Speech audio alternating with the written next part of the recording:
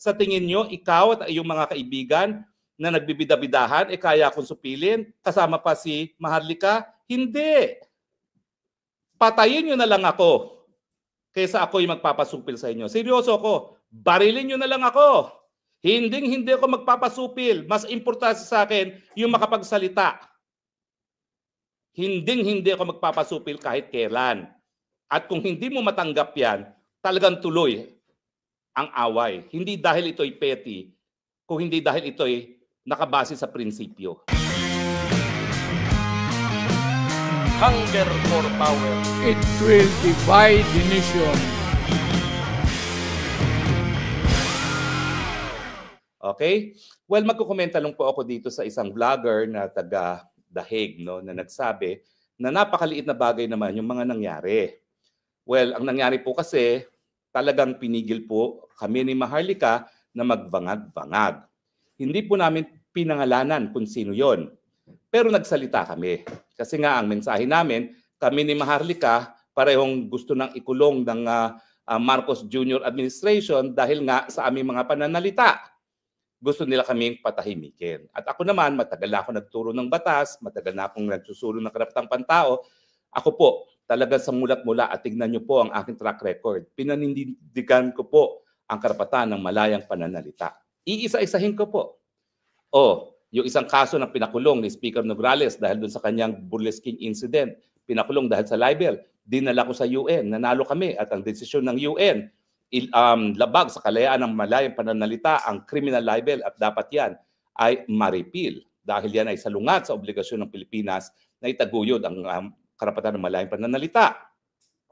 Yung panahon na si GMA ay nagproklama ng State of National Emergency nagkaroon kami ng deklarasyon sa Korte Suprema, illegal yan dahil yung kanyang EO na nagsasabi na ang pulis ay tinatawagan para labanan ang mga akto ng terorismo, yan ay po pwedeng gamitin para supilin kasama na ang karapatan ng malayang pananalita at kasama na yung mapayapang pagtipon-tipon para ilabas ang galit nila sa gobyerno.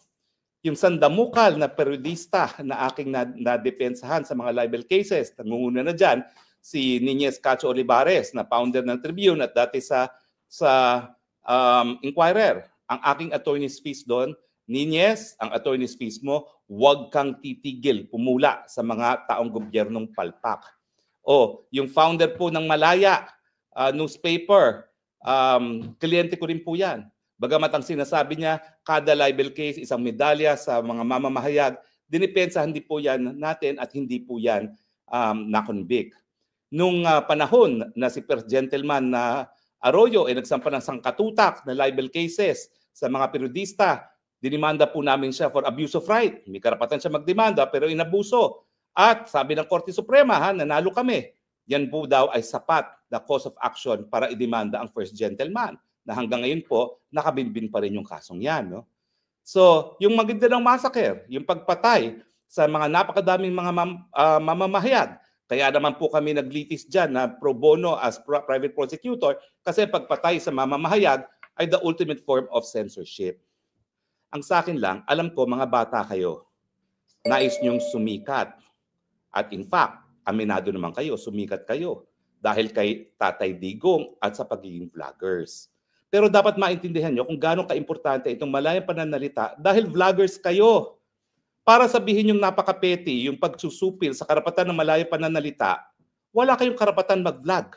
Kung kayo hindi nyo naiintindihan kung bakit importante na makapag-vlog ka. Kaya ka nakakapag-vlog dahil may teknolohiya na ikaw ay nagbibigay ng inputs sa merkado ng malayang idea. At sa pamamagitan lamang ng pagkakaroon ng malayang merkado ng idea, tayo makakahanap ng solusyon sa ating mga problema. Kaya nga, ang sabi ng Korte Suprema, gobyerno, kahit anong gawaing gobyerno, hindi lang sa pagsusupil, kung hindi mga bagay-bagay na makakatakot sa mga taong bayan na panindigan ang karapatan ng malayang pananalita ay ipinagbabawal ng saligang batas. So bagamat ikaw ay bata, Mr. Vlogger, hindi excuse yan na hindi mo naintindihan na napaka-importante ng kalayaan ng malayang pananalita at hindi dapat sinusupil. So hindi po yan petty. Yan po ay seryosong bagay. Yan ang pagkakamali mo. Hindi ko tuloy alam kung anong dahilan mo, ba't ka nagbablog? Di ba? May mga nagsasabi nga na nagpapapansin lang. May mga nagsasabi para sa monetization lamang. Pero kung ikaw talaga ay naintindihan mo ang importansya ng kalayaan ng malayang pananalita, ikay magbablog dahil alam mo sa iyong pananalita, sa iyong mga broadcast, itinataguyod mo hindi lang ang personal mong kalayaan, kundi ang kalayaan ng isang taong nakakulong, at hindi tama yung sasabihin mo na ikaw ay nakatutok lang sa pagmamahal mo kay PRRD. Kung talagang tunay kang nagmamahal kay PRRD, dapat wakwakan mo yung nagpakulong kay PRRD dito sa dahig. Tama ba ako o mali? Tama. At hindi po kami nagpapalaki ng issue. Ngayon lang ako nagsalita. Pero sa akin, iniinsulto mo naman yung inalay ko ang buong buhay ko para itaguyod ang malayang pananalita para sabihin mong petty. There is nothing petty with suppression of freedom of expression. At kung hindi mo nare-realize yan, huwag ka na mag-vlog. Dahil yung vlogging mo, eventually, hahabulin ka. Dahil alam mo, dito sa free marketplace of idea, hindi mo mapiplease ang lahat, ha? Babanat-banatan ka nung iba na talagang salungat sa iyong paninindigan. Diyan papasok ang kalayaan. Kasi ang kalayaan, pinoprotektahan, hindi dahil ikay nagsasabi ng mga haleluya, kung hindi dahil ikaw ay nagsasabi ng mga ideyas na hindi popular. So sa akin, sinasagot kita, not because I want na palakihin ang isyong ito, pero dahil importante sa akin ang malayang pananalita at sana maintindihan mo, kaya masakit yung nangyari sa akin. Dahil nga, si Marcos Sr., hindi nagtagumpay na patahimikin ako. Si Marcos Jr., hindi nagtagumpay, miski ako ngayon wanted in a non-bailable case. Sa tingin nyo, ikaw at iyong mga kaibigan na nagbibidabidahan, kaya akong supilin, kasama pa si Maharlika? Hindi. Patayin nyo na lang ako kaysa ako'y magpapasupil sa inyo. Seryoso ako, barilin nyo na lang ako. Hindi ako magpapasupil. Mas importante sa akin yung makapagsalita. Hindi ako magpapasupil kahit kailan. At kung hindi mo matanggap yan, talagang tuloy ang away. Hindi dahil ito'y petty, kung hindi dahil ito'y nakabase sa prinsipyo at sa kalayaan na kinikilala sa buong daigdig. Ikaw siguro ang petty dahil ang buong daigdig kinakilala ang importansya ng karapatan nito sa International Covenant on Civil and Political Rights, sa European Convention on Human Rights, sa Bill of Rights ng Pilipinas. And yet, tatawagin mong petty? Mag-isip-isip ka. I'm giving you allowance dahil bata ka pa. Naintindihan ko, nais mong makilala. Human instinct yan. Naintindihan ko, nais mong marami kang mga tagahanga. Pero hindi ko maintindihan yung babawasan mo ng importansya yung isa sa pinaka-importanting karapatan para magkaroon ng demokrasya.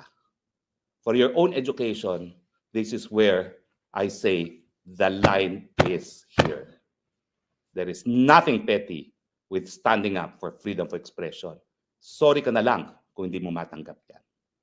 Maraming salamat po sa inyong patuloy tagkilik. Medyo high blood na naman si Spokes ng Bayan, pero kinakailangan po. Dahil tayo naman po ay nakakatanda sa kanila, makinig naman sana sila. Do not take this as an affront of you. I have been a law professor for more than 25 years. Pinakamatatalino naging estudyante ko sa UP, sa National University of Singapore, at sa American University. So, I know you can learn too. Buksan mong isipan mo. Magbasa ka sa importansya ng freedom of expression. At sa tingin ko, you will agree. Freedom of expression is never petty.